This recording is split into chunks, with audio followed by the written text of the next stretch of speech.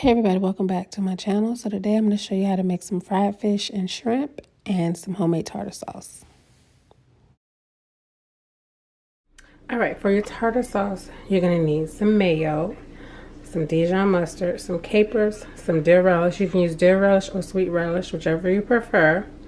Black pepper, salt, onion, some fresh dill, some fresh parsley, that's dill, some fresh lemon juice, some garlic. So that's that. Okay, so in my bowl I have my mayo, my mustard, my relish, capers I roughly chopped, I minced, I grated my onion and my garlic, I have my dill, my parsley, and I'm going to add in my salt and pepper, and I have some lemon zest in there as well. And then I'm gonna add in my lemon juice.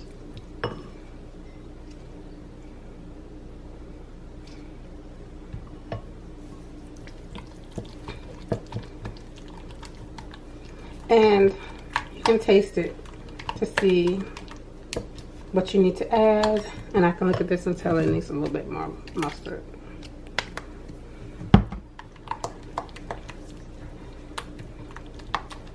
One thing I know is products vary by brand, so you need to taste it to adjust to your liking.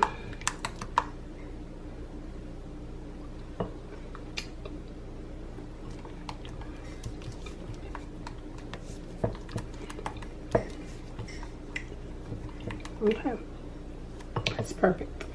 And you're gonna put that on the refrigerator and let it sit. Okay, so this is what I use to make my batter. Some self-rising flour, onion powder, garlic powder, black pepper, salt, and mineral water. You can use beer, but I just choose to use mineral water. I don't really want to go buy beer because I don't drink beer. So I don't want to go buy one beer and whatever. It's cheaper to just buy a thing of mineral water. So therefore, and it needs to be cold as well. So that's that. Okay, so I have my cod in a pan on top of some paper towel or napkin or whatever, because you want it to be dry. So I'm gonna dry it. I could have gone to the fish market and gotten it fresh, but I didn't feel like driving all the way over there. So I just got it frozen, and cod pretty much does well frozen.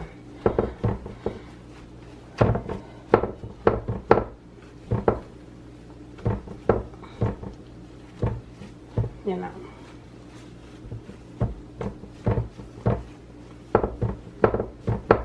So yeah, I'm gonna let that set. I'm gonna let that dry, and then I'll be back. So in a bowl, you are going to add all of you're gonna add your flour. I added about 2 cups of flour and all my seasonings. I season my batter and my fish, and you want to add in your mineral water or beer.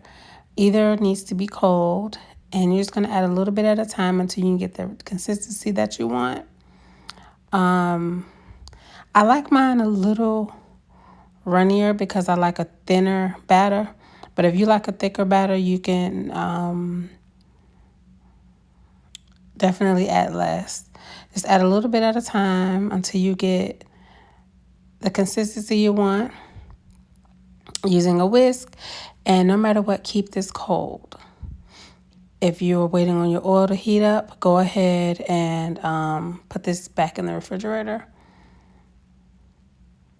until it's ready. As you can see, I'm adding a little by little, and I'm almost where I want to be. So there you go. That's what I like. I like mine like that. Okay, so after your oil is heated up to about 350 to 375, I'm using peanut oil. You can use whatever you want to use. You're going to dip the fish in there lightly and cover it and let all the excess drain off, because I don't like a heavy battered fish. But if you like yours with more batter, that is totally up to you. So We're going to fry this on both sides for about 5 minutes each, or until done, depending on the thickness of your fish. And then you're going to drain it on paper towel. Okay, now I'm going to use the same batter for my shrimp, but I'm doing the shrimp last so that I can show you. So that if you're doing fish and shrimp and you have some people who can eat fish but they can't have shellfish, you do the shellfish last. That way the people who can't have shellfish aren't getting, you know. So basically what I do is I take the shrimp and I run it through. You don't have to do it one at a time. These are some nice sized shrimp.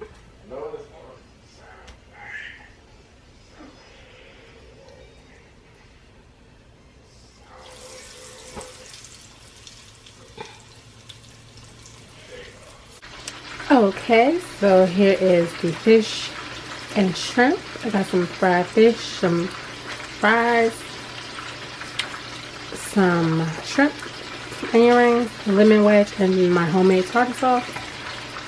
And that is it. Alright, so this is all I'm going to have. I've already started eating, but I want you to hear the crunch. It's a shrimp. It's hot. I've already squeezed lemon on it. So, and it's hot.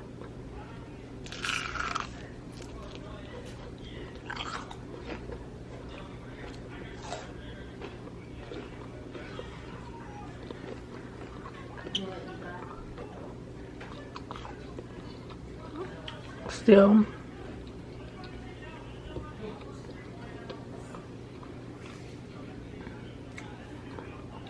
not dried out and rubbery, but very crunchy.